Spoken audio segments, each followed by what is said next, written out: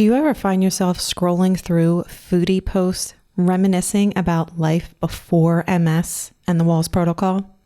The freedom that you had to eat whatever you wanted without any real consequence. You ordered whatever you wanted off of a menu when you were at restaurants, and you could go to a party and sample any food without asking, what's in this? You know that following your MS diet has way more pros than cons, but you also wonder if you'll ever get to enjoy good food again. Today's episode is listener requested, and we're talking about how to deal with the emotional and mental side of following a restricted diet. You can do all the food swaps on a practical level, but how do you deal with the fact that you're constantly feeling deprived from good food? You know that this diet is in your best interest, but how do you maintain it without feeling like you're constantly missing out? There are 1 million people diagnosed with multiple sclerosis in the US. So that makes you 1 in a million. And you have a special purpose in this world that no diagnosis can take away from you. So if you are ready to reclaim your body, mind, and life from multiple sclerosis, welcome to my MS podcast. I'm your host, Alene Brennan. Hello, my friends. I have a question for you. How is your heart today? Not your physical heart. I trust that that's pumping well, but how's your emotional heart? This is a question that a friend of mine used to ask me, and I loved it because first it made me realize how much I ignore my heart when someone's asking how I'm feeling. I typically respond in one of two ways. First, the classic, I'm doing good, just keeping busy. Or I would talk about the latest worry on my mind because my mind was always the loudest voice. But when my friend started asking me what's on my heart, it changed things. Like there was a shift in my response because it forced me to ask, how is my heart today? What's on my heart? And I thought that this was so relevant to share with you for today's topic because when we're following the Wahls protocol, it's easy to be in your head about all of the do's and the don'ts and all of the rules and restrictions. Like, did I eat enough leafy greens, fermented vegetables, good fats, organ meat? The list goes on. And then, of course, there's a list of don'ts. Did I avoid gluten, dairy, sugar, processed foods? Before you know it, the simple act of eating feels so stressful. This is something that should be good news. You can start to feel better in your body and have a better chance of managing your diagnosis by simply changing the food on your plate. But the reality is, it is anything but simple. It's complicated and it's emotional because food isn't just about fueling our cells. It feeds our heart too. Food is enjoyable. I mean, it brings our family together around the kitchen table every night. It helps us to carry on family tradition with like great grandmom's recipe during the holidays. And it helps us to celebrate special moments like anniversaries, birthdays, and weddings. So it's easy to feel disappointed when you're not only having to live with a chronic illness, but you're also having to follow an ultra restricted diet for the rest of your life. So what gives? Do you just say, screw it, I'm going to eat what I want. MS is hard enough, and I don't want to have to make my life any harder. Or do you say, I'm not letting this stop me. I know in my bones that my food will help me to feel better. But also, I legit need to figure out how not to feel so deprived all the time. If this last one sounds like you, then this episode is for you. And if you're in the first camp, I 100% respect that. But I also encourage you to stick around anyway, because you might just find some helpful tips to make life a little bit easier. Now, this is obviously a very big topic, and I try not to make the episodes too long. So one of the things that I did to try to organize my thoughts around the topic was to gather the most common questions, like the most frequently asked questions around this topic. And as I said, it's listener requested. So I hope that you guys are always sending in your questions and the topics that you want more information on, because this is how they end up answered and on the podcast. So here are the 5 questions that I'm going to cover for us today. Number 1, how do I deal with food cravings and the feeling of constantly missing out on my favorite foods? Number 2, what are some practical tips for making the Wahls protocol feel less restrictive and more enjoyable? Number 3, how can I stay motivated and committed to the Wahls protocol when I don't see immediate results in my MS symptoms? Number 4, are there ways to socialize and enjoy eating out without feeling like I'm derailing my progress? And number 5, how can I shift my mindset from focusing on what I can't eat to enjoying the foods that I can eat on the Wahls protocol? So this is a lot, obviously. There is a lot packed in each of these. I mean, I could make an episode on each of these questions, but I am going to try to answer them all in this one episode. So let's get started here. The first one, how do I deal with food cravings and the feeling of missing out on my favorite foods? Oh my goodness. I mean, if this is not the most relatable question, and I think it's a very raw and honest question when you're dealing with an emotional experience in life, such as getting diagnosed with a chronic illness, or dealing with a new symptom or in the midst of a flare. We want to be comforted. We are looking for things that will help to ease the emotional pain that we're going through, let alone kind of physical pain. I mean, with MS, it's all of the above. But food can be one of those comforters that we naturally reach for. So how do you withstand that experience of needing some comfort, but then your go-to comfort food is not a source of comfort anymore? It's a source of stress. The first is we really need to have tools in our toolbox, so to speak, of supporting us on a emotional and mental level. So I've talked about this in depth in many of the previous episodes, but really focusing on how can we help to lighten that emotional load by acknowledging the emotions that we have and finding a healthy way to process them. Because the option of just not reaching for food and then trying to suppress those emotions or pretend like they're not there is not helpful. That is not setting you up for success. You do need to process the emotions and you do need to have tools to help to manage that. So I've shared before, I'm a big fan of journaling.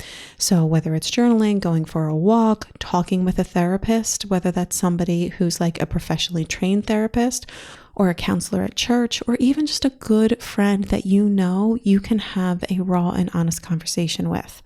So number 1, when you are dealing with food cravings, there's a lot layered into that. So it's important for you to have a new tool to manage any emotions that may be coming up. And the other thing is also deciphering what is triggering the craving. So is it something that is emotional? If not, maybe it's something from a nutritional perspective. And I know for me, before starting the Wahls protocol, I had more sugar in my diet. And the more sugar you have in your diet, the more likely you are to crave more sweets. So I knew that initial kind of learning curve, so to speak, of pulling some sugar out was going to send off stronger cravings. But I kept saying to myself, it's just this one moment. So what can you do to get through this moment? And what if this is the strongest sugar craving that you ever have? What if the next one what if they just get easier from here on out? So I knew that as I was pulling back on sugar, that I would have that initial increase in the sugar cravings, but I really was intentional with telling myself This is something that will get easier, but you just have to kind of like get through this moment. So again, that kind of like circles back to what are the other tools that you have? What can I do in that moment when I'm dealing with a sugar craving? Can I go for a walk? Can I go to pull out my journal? Can I grab some water? Can I call a friend? Like a lot of different things that you can do. But then on the, continuing on the note of identifying the root of the craving, sometimes you're not getting enough protein in your diet if you have a lot of sugar cravings. So that's also something that can be really helpful. And I work with a lot of people in my nutrition coaching practice to really help decipher like what is the root of your craving. So the first is like, can you decipher what is triggering the craving? And is it like an emotional thing? And then if so, how can you manage that? Is it a kind of an addiction maybe that you have from something like sugar, which is ultra addictive? Is there a nutritional deficiency that you need to address? So can you identify the root of the craving and address that? But then also remembering that your cravings most likely will shift in time. The more that you are having healthier foods, more nutrient dense foods, the more those nutritional deficiencies get addressed. So if you are at the beginning of starting the Wahls protocol, ask yourself, are you going to go cold turkey or are you going to go gradual with this? Because if you're going cold turkey, those cravings can be a lot more intense in the beginning, but then the benefit to that is that you are more likely to have kind of like a bigger, I don't want to say transformation, but yeah, I mean, you're going to see the results more significantly, more clearly sooner. But it makes it harder to get through when you're doing that cold turkey approach for most people. And it's a personal decision. Some people do really well on cold turkey. Other people are like, I need to take a gradual approach. And with a gradual approach, it can make it easier. So here's what I did.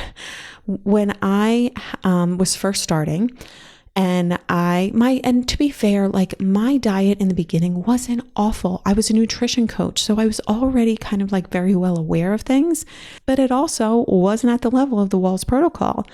And I knew that I could take a cold turkey approach, but I didn't want to because there was so much else going on in my life at that time. I've shared with you guys before. My mom passed from a 10-year battle of cancer just 6 weeks prior to my diagnosis that came completely out of the blue. So I was dealing with a lot of emotions. I was in a storm. And to then make such drastic changes in my diet was really challenging. But I also knew I wanted to get on the other side of it. So I did take I took a more, I guess you could say more of a gradual approach because in some aspects, I was cold turkey in that I said, I don't want any gluten or dairy. Like those are hard no's on a dime right now. But for something like the foods that I was eating on a daily basis, like if I would like to have a cookie at the end of the day, I would go to the grocery store and find some cookies that were gluten-free and dairy-free. So I really tried to find some things that could help fill the gap in between. Then once that became easier, I took the next step of okay, they're gluten and dairy free, but they're still processed. I'm not going to banish them from my kitchen, but how can I start to choose even better options? So can I have some dates instead of a cookie, or can I have a bowl of berries with a little coconut whipped cream on top? So that was me kind of taking that next step towards a more whole foods based approach. I didn't force the change on myself overnight, nor did I make myself feel guilty for not following it 100% on day one. That's a lot of pressure and really stressful, neither which are helpful to you. So how do I deal with food cravings and the feeling of missing out on my favorite foods? Number one, can you try to get to the root of the food craving and then address that? Number two, can you know that it will change in time as you start to eat more of the whole foods approach? Those nutritional deficiencies get filled, so those cravings become less and less. And in terms of feeling like you're missing out on all of your favorite foods, I'm going to touch on this probably in almost every question that is asked here or that's addressed here. But it's really important to identify like what are those favorite foods that you miss and how can you find an alternative. So don't just sit there and like reminisce about pizza or like whatever it is that you really miss. How can you find an alternative that might not be exactly the same, but still gives you a similar experience? So again, I'm going to touch on that a little bit more in this next question. So let me transition here. What are some practical tips for making the Wahls protocol feel less restrictive and more enjoyable? My first tip for this, stop counting. Stop counting the veggies. We have become so obsessed with measuring the 9 cups, and that's never the intention of the Wahls protocol. The intention is for you just to eat more vegetables on your plate and specifically in the ratios. So like, yes, still focus on leafy green and deeply colored and sulfur rich. Those are still very important to get in, but put your measuring cups away. I mean, if you're just starting out and you want to have a general sense of like what 1 cup of leafy green looks like or what 1 cup of broccoli looks like, great. Do that for a week or so, but then put them away and just focus on getting more vegetables on your plate today than you did yesterday. That's going to make it feel a lot easier and not as like rigid and restrictive. The other thing is, can you convert some of your favorite recipes to be gluten-free and dairy-free? There's a lot of other parameters around the Wahls protocol, but I share this because I feel like those are the 2 heavy hitters that you really want to dial in on in the beginning and stay consistent with. So for me, one of the things that I missed the most in the beginning were quesadillas. I was eating a lot of quesadillas before because I was going out with friends, and whenever we would go to like a bar to watch a game or happy hour, I would order quesadillas because they were good. They weren't like the worst thing on the menu, and I really enjoyed them.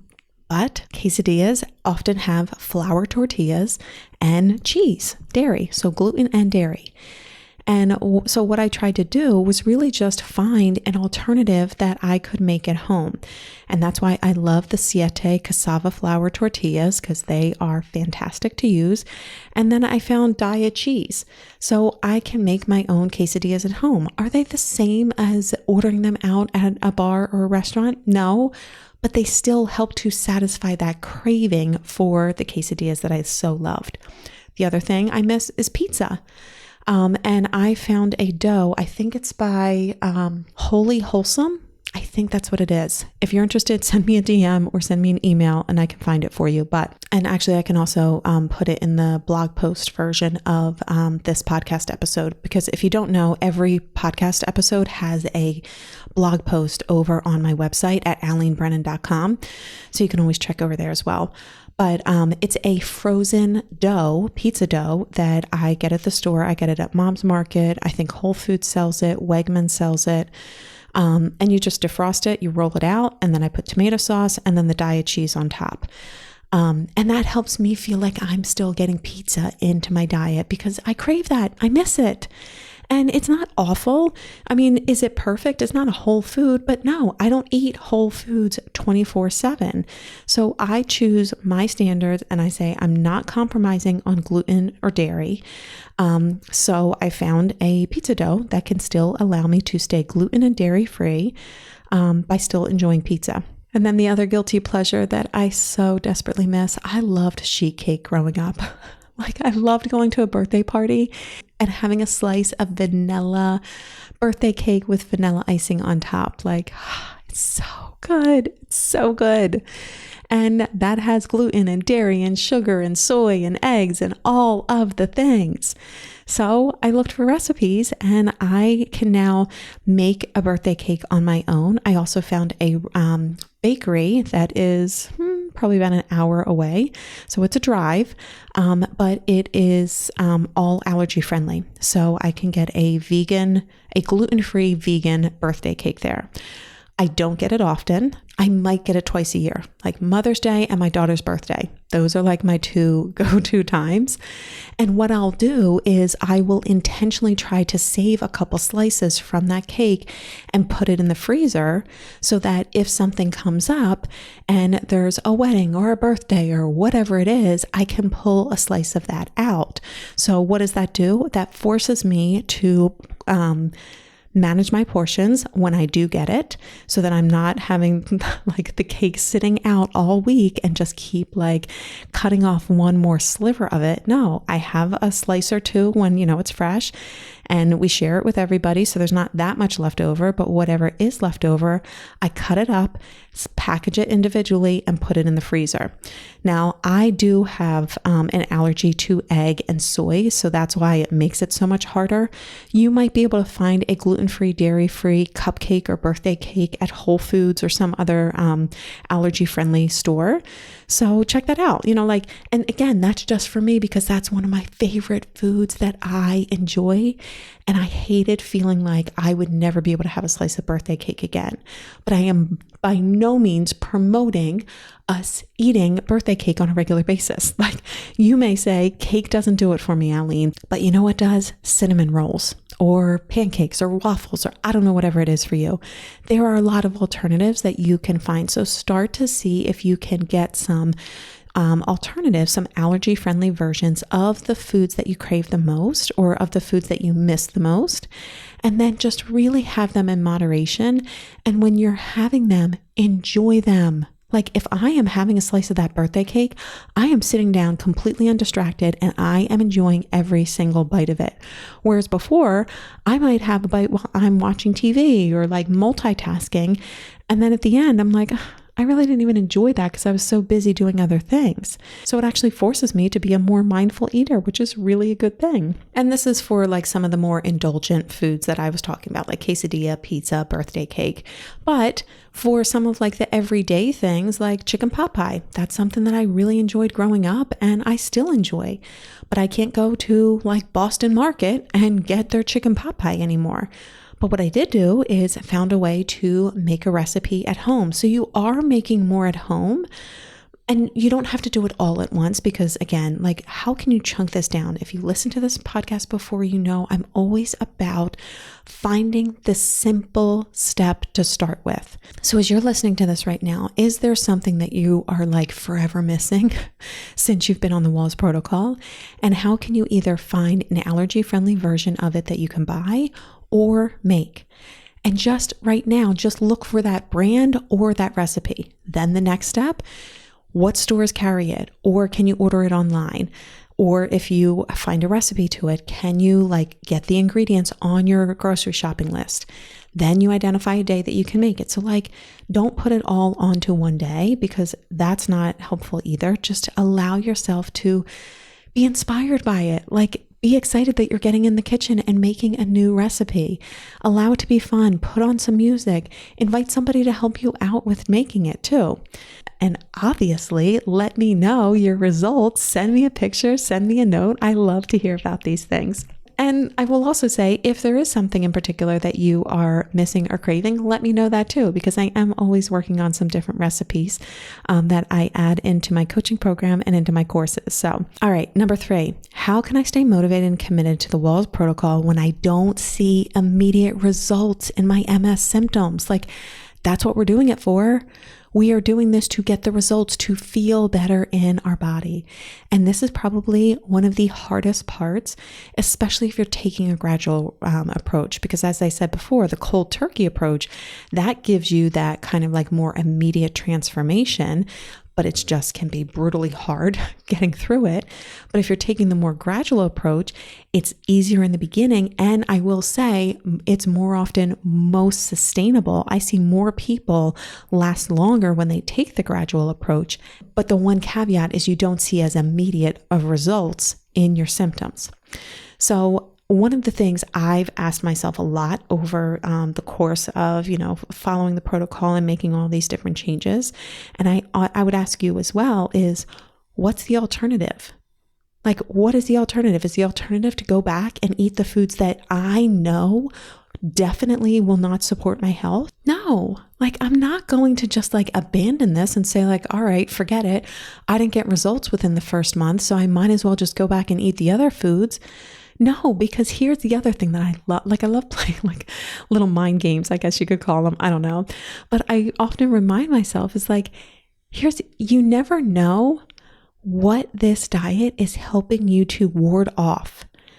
You know, the intention of this is to help you feel better with managing MS, but there also may have been something brewing in your body that you will never know about because it got reversed through the changes that you made in your diet.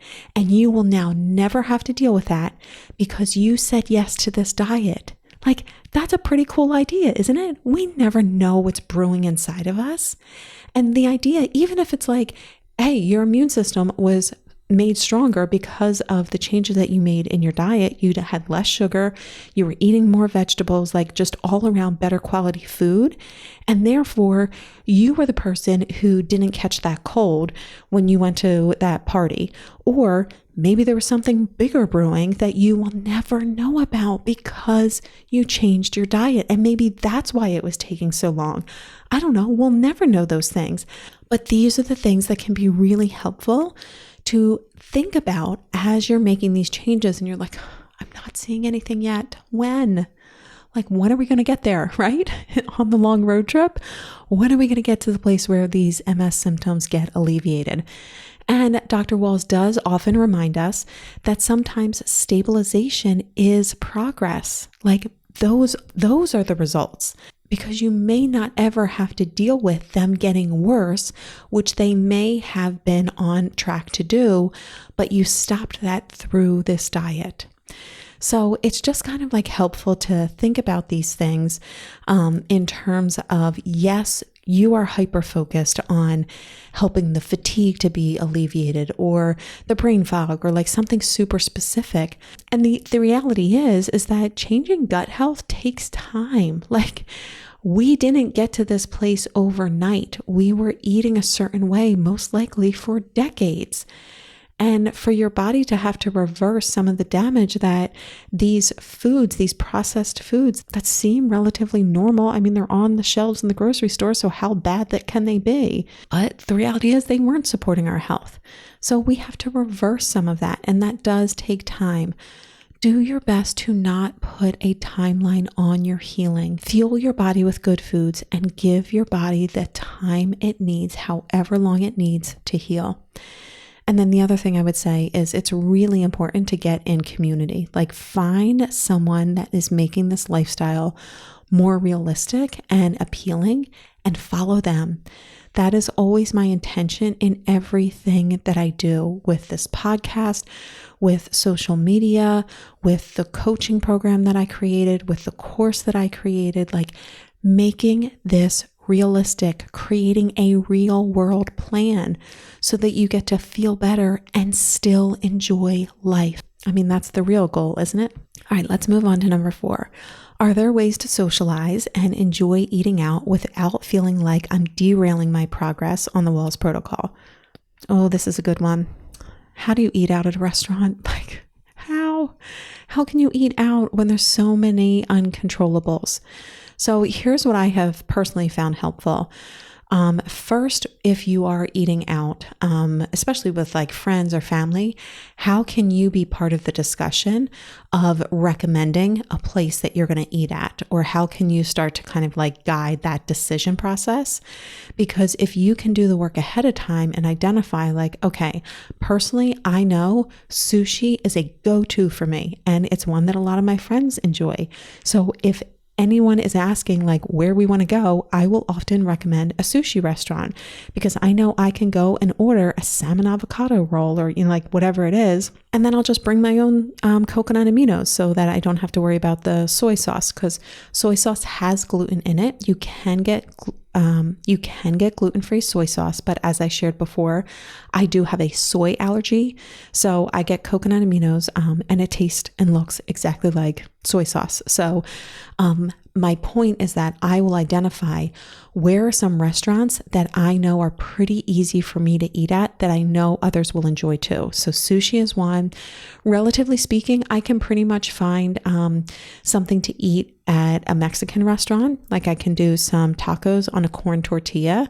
The only catch, again, going back to the soy allergies, it's really annoying, but sometimes I have to be careful about what oil they use. And if the protein, like if the chicken or the shrimp or the fish, whatever it is that I'm getting the tacos with, is cooked in soy oil.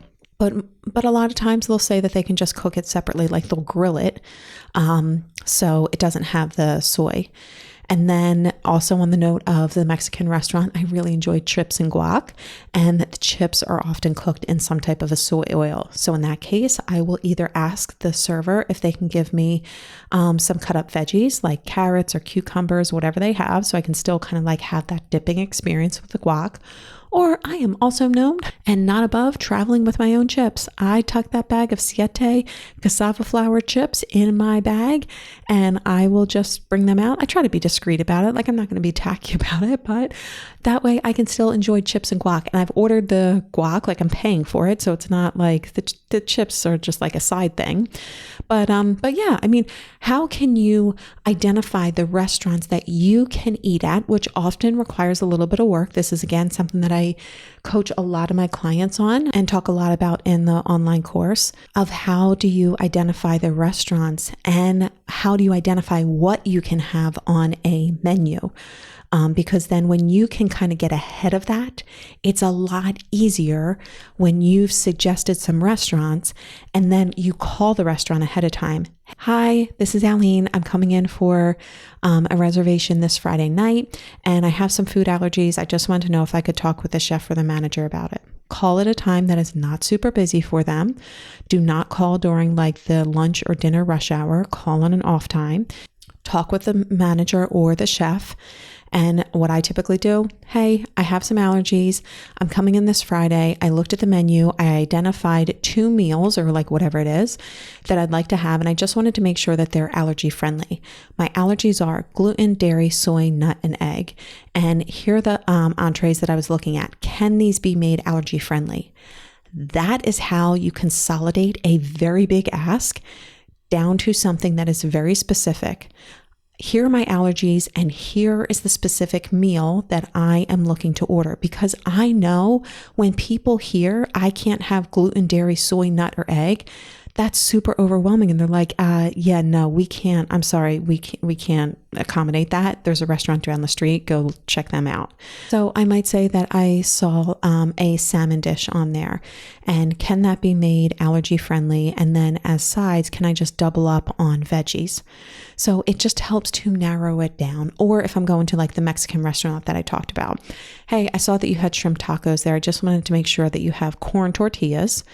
And that the shrimp, can that be made without any oil on it? Like, can you just grill them? Yes and yes. Great. Done. And then there are times like at a wedding when you can't necessarily control what is ordered. I work with a client who works at a job where they do a lot of catering, and that can be challenging because number one, it's work and you kind of feel like, oh, I don't want to make a big deal about this, but I also don't want to compromise on this. And I feel like they should be offering some more gluten-free options. So I kind of want to speak up so that I can get some more options, but like, how do you delicately dance on that? For the work experience, I would definitely find out who typically does the ordering, and I would have a separate conversation with them ahead of time. Like this is not something that I'm addressing in a team meeting. This is something where I'm like, oh, the boss's admin is doing the ordering for this.